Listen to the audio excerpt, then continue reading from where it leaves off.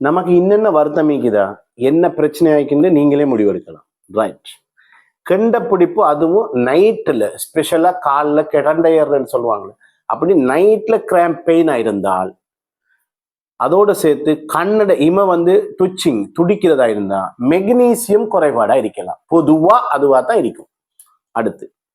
அடுத்தது நமக்கு சோம்பல் களைப்பு, சோம்பேறியாவே இருக்கும், களைப்பாவே இருக்கும் எந்த வேலை செஞ்சாலும்.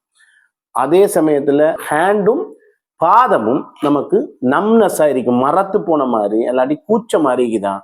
அப்ப நாம யோசிக்கணும், விட்டமின் B12 டெபிசியன்ஸா இருக்கும், பிரதானமா அதுதான். அடுத்து இடுப்புல கீழ்ப்பகுதி வலிக்குது, ஜாயிண்ட் வலிக்குது, ஹிப் ஜாயிண்ட் வலிக்குது, காலும் வலிக்குது. அந்த வலியெல்லாம் ஆணியால குத்துற மாதிரி இருக்காது, ஒரு தேங்காயால அடிச்சா இருக்குமே, டீப்பா பெயின் ஆகிக்கும், ஒரு ஏதோ ஒன்று புட்டிச்சு வச்சுக்கிற மாதிரி பெயின் ஆகிக்கும். அப்படியா இருந்தா நம்ம யோசிக்கணும், விட்டமின் D குறைபாடா இருக்கும். அதே போல கண்ணை சுத்தி வீக்கமா இருக்குது, கால்ட ஆங்கிள் ஜாயின்ட்ல வீக்கமாயிக்குது. ஆங்கிள் ஜாயிண்ட் தான் நம்மட பாதத்துக்கு கொஞ்சம் மேல, ஆங்கிள் ஜாயின்ட்ல வீக்கமாயிக்குது. ஹேர் முடி தின்னாகி மெலிந்து உதிர்ந்து போகுது. நிகத்துல வளர்றதுல பிரச்சனையோட ஸ்லோவாகுது. பிரிட்டில் உடஞ்சு போகுதுன்னா நமக்கு புரோட்டீன் குறைபாடு இருக்குன்னு நம்ம யோசிக்கணும் முதல்ல.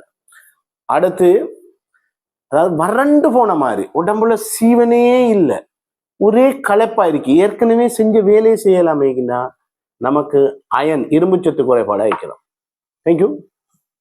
இப்ப உனக்கு கழுத்துல ஏதாச்சும் வலிக்குன்னு வச்சுக்க, நேர திருச்சி போய் இறங்கி எவன்டாச்சும் வம்புல அம்பட்டு பேரும் கழுத்துலயே மிதிக்கிறான், டப்புன்னு தெரியா போகுது. இப்ப வகுத்து வலின்னு வச்சுக்க, நேர மதுரையில போய் இறங்கி மதுரையில எவன்டாச்சும் வம்புல படுக்க போட்டு வகுத்துலயே மிதிக்காங்கப்பா, அம்பட்டு பிதிங்கி வெளியே போய் ஃபேஸ் பிரஸ் ஆயிரும். இப்ப கால் வலின்னு வச்சுக்க, திண்டுக்கல் போயிரு, உருட்டு கட்டை எடுத்து காலுக்குள்ளேயே அடிக்கிறாங்கன்னா மூட்டு வலியெல்லாம் போயிருக்கான்.